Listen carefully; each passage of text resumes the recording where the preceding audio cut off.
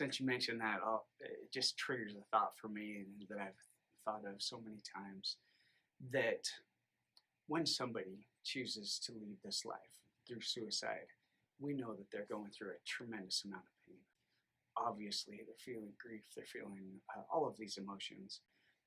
And I think it's easy for them to imagine that if they are not living anymore, that grief, that pain goes away.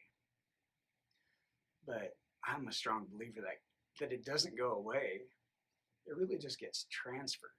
And it gets transferred to the ones who love you and care for you. I kind of feel like it gets magnified so that everybody gets an equal share of that pain. Suicide is considered one of the most complicated griefs that for the people left behind.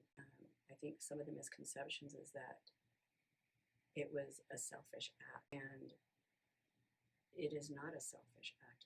We have to work on changing that narrative because it impacts the people that are still struggling, feeling that they have the ability to share that they are not okay. And when I hear someone say that that was a selfish act, it just tears me apart, because I don't think at any point in time that Taylor was trying to hurt. I think that the pain, they want the pain to stop, and that pain is so terrible. It's like a heart attack. That mental illness takes over the mind, and they don't have the bandwidth, the wherewithal, the space to be able to shift it easily. And so we really have to be careful with those stories that we're saying regarding that. It's easy to feel a little bit bitter when you lose somebody that way, but when you really look at it, you know they're not trying to hurt you. It's the last thing they'd want to do. Actually, I think in some cases they feel like they're making things better for Correct. you. But same with Tara. I know that wasn't a selfish decision.